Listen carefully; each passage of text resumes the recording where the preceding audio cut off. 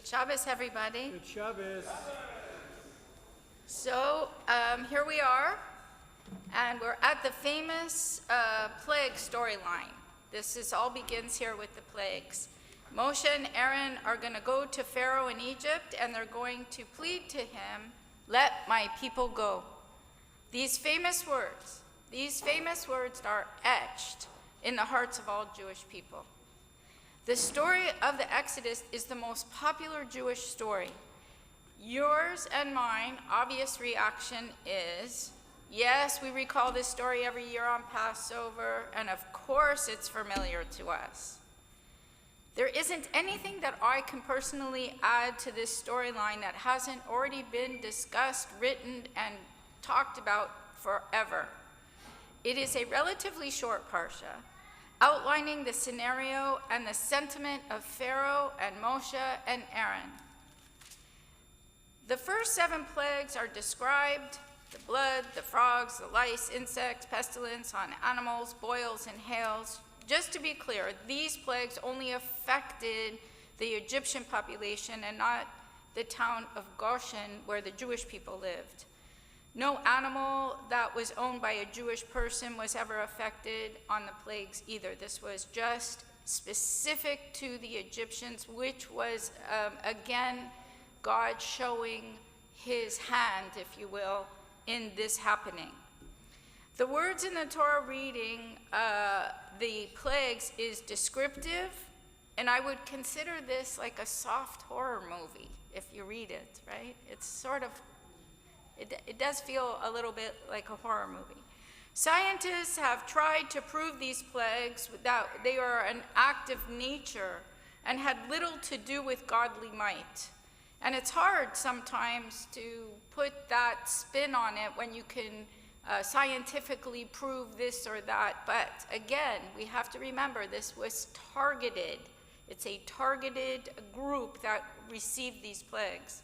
Some commentators even discount the whole incident, right? They even say it never happened as an exaggeration of normal and seasonal occurrences. But to the Jewish soul, we understand that proof will never be there, but the message and the lessons are greater than the proof. Again, that's the Torah. Can't prove it, but it's in our soul. We know what's correct. I will try to explain by introducing to you a little bit, but I'm not going to go too long because, like I said, it's all familiar. God, Moshe, and Aaron become a team, and that team follows them through the course of the Torah. The Jewish people need to understand, according to God, that they are his people, and they were the most downtrodden slaves. They were like the lowest of the low population at this point in history. And God is going to take these people, and he promised Abraham, Isaac, and Jacob this, that he was going to take these people and he was going to rise them into a great nation.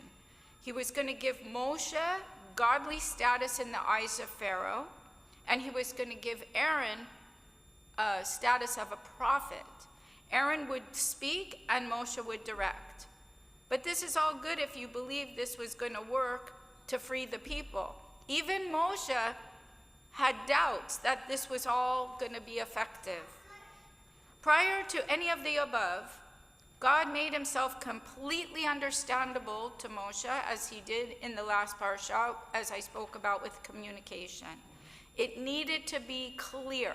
This was a huge operation. I think of it like a military operation, but this was a huge operation that was going to be undertaken by Moshe, and God had to speak to him completely, clearly, so he understood exactly what to do. And this proved the relationship again. This solidified the relationship between God and Moshe. So I say it, God's saying to Moshe, look, now we have a job to do. And if you aren't going to trust me now, then there will be no hope for the future. God, in every human emotion, brings out the words in the Torah bring out every human emotion, clearly details everything, so Moshe understands him, and we can read and we can learn their special relationship. They were a team, but trust was the most important component. As in any relationship, trust is the most important component. And this is what you're going to, I mean, yes, there's the story of the plagues and all that, but it's that feeling of trust and partnership. The vision of this Parsha is not the plagues, but that God introduced himself again and introduced himself to the people again by targeting those that were going to receive the plagues and those that weren't.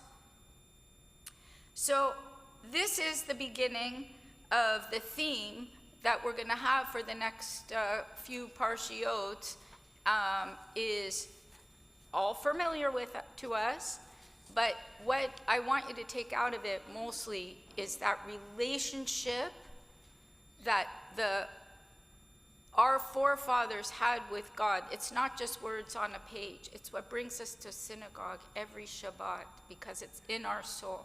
Shabbat Shalom. Shabbat Shalom.